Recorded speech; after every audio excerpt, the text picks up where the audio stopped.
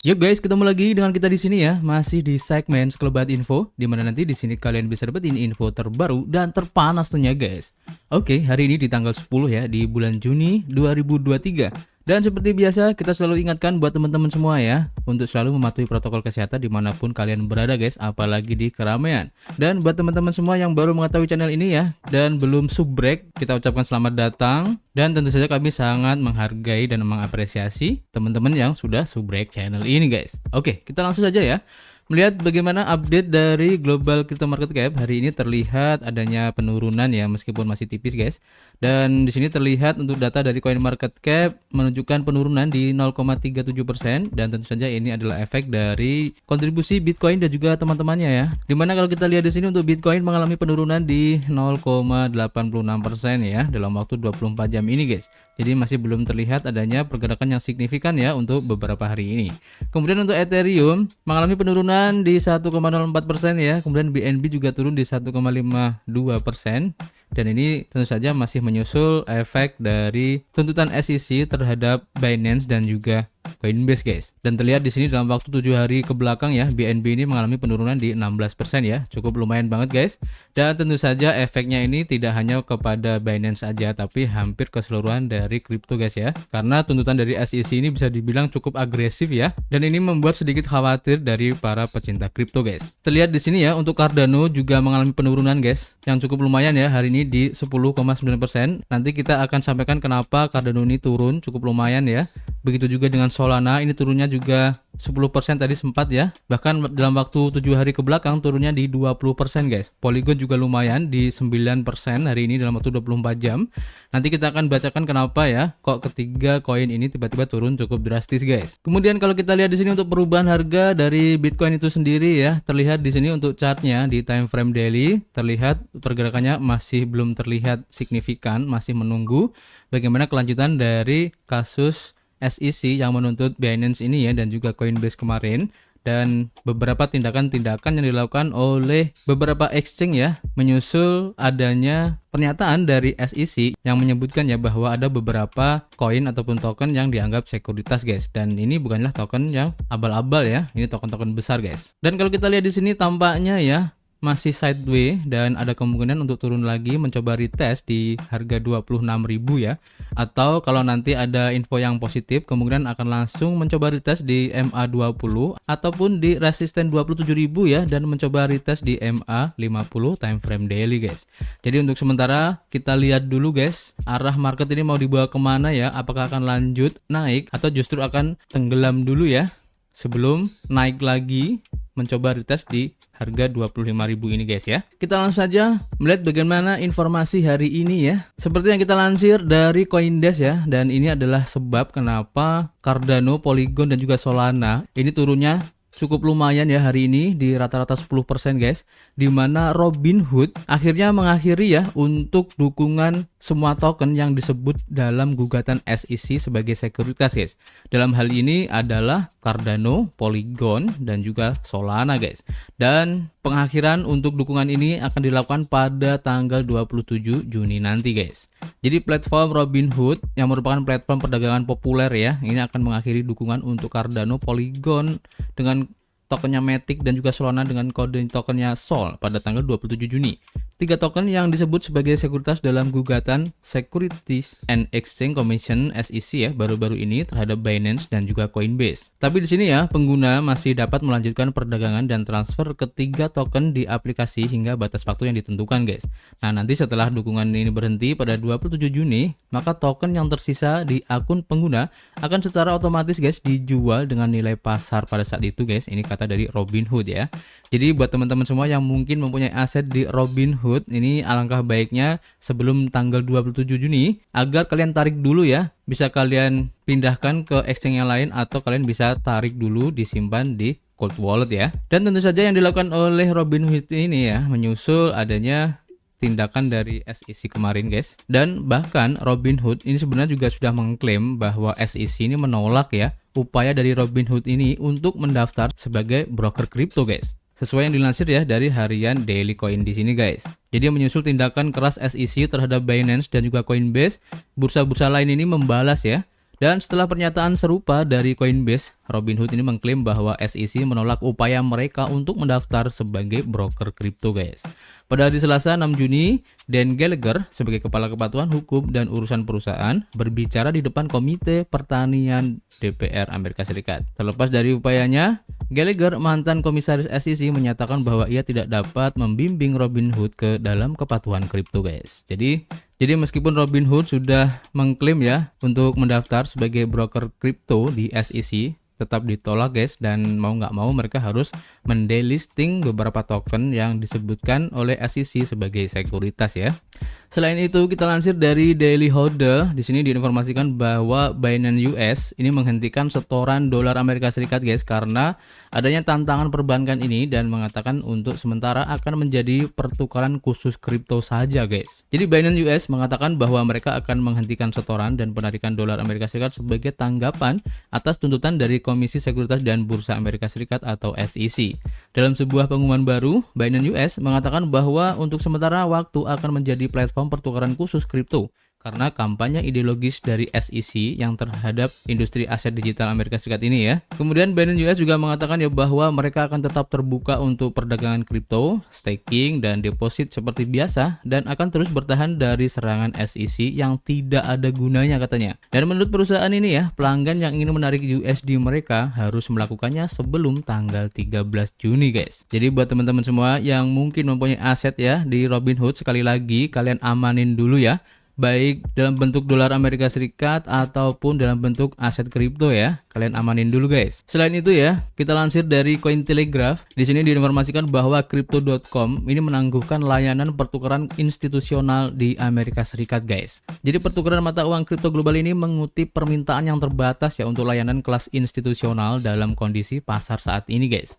Di mana Crypto.com tidak akan lagi melayani klien institusional di Amerika Serikat setelah mengumumkan penangguhan layanan mulai 21 Juni. Sebuah pernyataan dari Crypto.com menyatakan bahwa pengguna institusional platform telah diberi pemberitahuan sebelumnya tentang keputusan untuk menangguhkan layanan. Aplikasi dan platform seluler retail Crypto.com tetap beroperasi penuh di Amerika Serikat. Pengguna retail Amerika masih memiliki akses ke perdagangan derivatif mata uang kripto yang diatur oleh Komisi Perdagangan Berjangka Komoditi serta penawaran opsi up-down dari bursa. Crypto.com tetap terbuka ya untuk memungkinkan peluncuran kembali ya bursa ini di institusionalnya Amerika Serikat, tapi harus menunggu dulu ya. Dan meskipun menutup tirai pada penawaran institusional Amerika Serikat, Crypto.com ini baru-baru ini ya menerima lisensi lembaga pembayaran utama resmi untuk layanan token pembayaran digital dari Otoritas Moneter Singapura, guys, yang memungkinkannya untuk menawarkan layanannya di negara tersebut.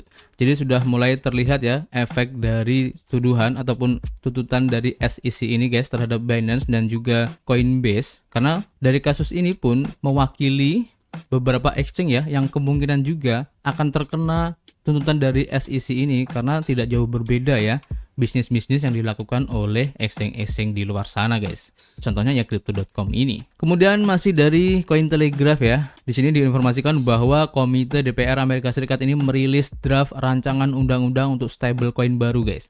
Jadi rencana undang-undang ini akan diajukan ke Komite DPR untuk dibahas pada tanggal 13 Juni. Dan jika disetujui, dapat menjadi contoh pertama undang-undang kripto di Amerika Serikat, guys. Komite Jasa Keuangan DPR Amerika Serikat telah merilis draft ketiga dari rancangan undang-undang stablecoin yang dipresentasikan oleh ketuanya, yaitu perwakilan Patrick McHenry, dan draft terbaru dari rancangan undang-undang tersebut bersifat bipartisan dan mencakup proposal spesifik dari anggota Komite Partai Republik dan Demokrat. Rancangan undang-undang tersebut berjudul Masa Depan Aset Digital atau The Future of Digital Asset yang memberikan kejelasan untuk ekosistem aset digital.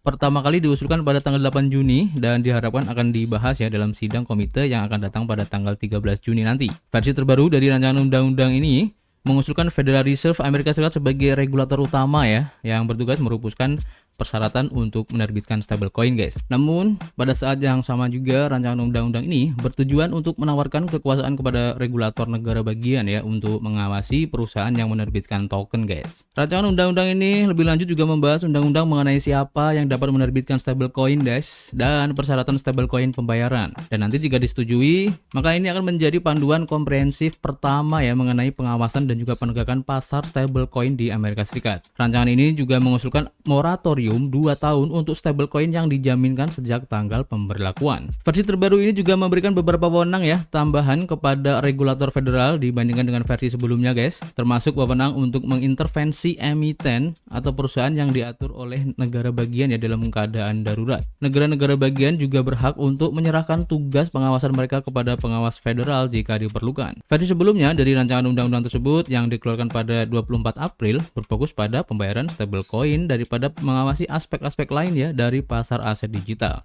seperti penyedia layanan kustodian dan stablecoin algoritmik. Versi terbaru rancangan undang-undang ini lebih ringkas ya dan memberikan kekuasaan khusus kepada badan legislatif negara bagian guys. Kemudian kita lanjut ke informasi berikutnya ya. Dan informasinya ini cukup mengejutkan juga, seperti yang dilansir dari harian CoinDesk, di mana peretas dari kasus Mt. Gox ini adalah 2 warga negara Rusia guys. Ini seperti yang dituduhkan oleh DOJ Amerika Serikat dalam dakwaannya, di mana salah satu individunya ini juga mengoperasikan Bitcoin E. Ini menurut tuduhan dari DOJ juga. Jadi Departemen Kehakiman Amerika Serikat mendakwa warga negara Rusia yaitu Alexei Bilyuchenko dan Alexander Werner atas peretasan Mt. Gox pada tahun 2014 ya, yang saat itu merupakan salah satu pencurian terbesar dalam sejarah kripto guys. Keduanya mendapatkan akses tidak sah ya ke wallet Mt. Gox sekitar September 2011, dan kata DOJ dalam siaran pers pada hari Jumat yang mengumumkan pembukaan segel dakwaan tahun 2019 mencuri sekitar 647.000 Bitcoin guys selama hampir 3 tahun. Dana ini kemudian dicuci. DOJ juga menuduh bahwa Bilyuchenko juga merupakan operator pertukaran kripto yang sudah tidak berfungsi yaitu Bitcoin E bersama Alexander Vinnik yang sebelumnya didakwa mengoperasikan Bitcoin E guys. DOJ juga membuka segel pengajuan tahun 2016 yang berfokus pada Bitcoin E yang telah lama dikaitkan dengan pencucian dana dari pencurian Mt. Gox. Keduanya menghadapi tuduhan konspirasi ya untuk melakukan pencucian uang, sementara Bilyuchenko juga menghadapi tuduhan mengoperasikan bisnis layanan uang tanpa izin. Kantor DOJ Distrik Selatan New York dan Distrik Utara California sama-sama membawa kasus yang terkait dengan peretasan Mt. Gox. Untuk informasi aja ya, Mt. Gox ini dihentikan transaksinya pada bulan Februari 2014 dan tak lama setelah pendiri dari Messari Ryan Selkis yang ini menerbitkan dokumen internal yang menunjukkan bahwa mereka itu telah kehilangan hampir 750.000 Bitcoin guys. Dan informasi ini cukup menarik ya. Dan semoga aja dengan terungkapnya kedua peretas ini, maka Bitcoin yang hilang itu bisa kembali guys. Dan sebenarnya ini ada pro kontra juga ya. Kalau memang nanti benar-benar Bitcoin ini bisa kembali semua, maka ini bisa menjadi ya salah satu bisa dibilang hal yang buruk juga ya. Kalau seandainya semua Bitcoin yang dicuri ini bisa kembali kepada pemiliknya yang sah, dan pasti ada kemungkinan ya, bahkan bisa dibilang kemungkinan besar mereka yang mempunyainya akan segera melakukan penjualan ya, karena pada tahun 2014 itu Bitcoin harganya masih murah banget guys. Kalau nggak salah tuh sekitar 13 juta doang, dan sekarang harganya sudah berkali-kali lipat ya sekarang. Jadi hal ini juga ada kekhawatiran dari para pecinta kripto guys dengan terungkapnya 2 warga negara Rusia ini. Tetapi juga ada hal positifnya ya, yang membuktikan bahwa bisa loh peretas ini dicari gitu ya, dan tidak menutup kemungkinan para peretas-peretas yang lain ini pun bisa ditemukan guys. Oke, kita lihat aja nanti perkembangannya seperti apa. Dan kita lanjut ke informasi berikutnya. Jadi meskipun banyak kejadian ya belakangan ini yang tentu saja agak membuat harga dari Bitcoin ini turun, tapi kalau kita lansir ya dari harian Bitcoinist, justru di sini alamat aktif dari Bitcoin ini malah melonjak guys. Nah ini menarik ya. Jadi menurut data dari perusahaan analitik on-chain Santiment, utilitas pada jaringan telah meningkat cukup drastis ya baru-baru ini guys. Dan alamat aktif di sini mengacu pada alamat Bitcoin yang mengambil bagian ya dalam beberapa jenis aktivitas transaksi di blockchain. Alamat-alamat ini dapat berupa pengirim dan juga penerima guys. Alamat aktif harian yang merupakan sebuah indikator on-chain ya, mengukur jumlah total alamat unik yang muncul di jaringan setiap harinya guys. Yang dimaksud dengan unik di sini adalah bahwa metrik ini hanya menghitung setiap alamat aktif satu kali saja, menyiratkan bahwa meskipun sebuah wallet melakukan banyak transaksi dalam rentang waktu 24 jam, kontribusinya terhadap indikator akan tetap hanya 1 unit saja guys. Di sisi lain ya, metrik yang rendah menyiratkan bahwa jaringan sedang mengamati jumlah aktivitas rendah saat ini guys.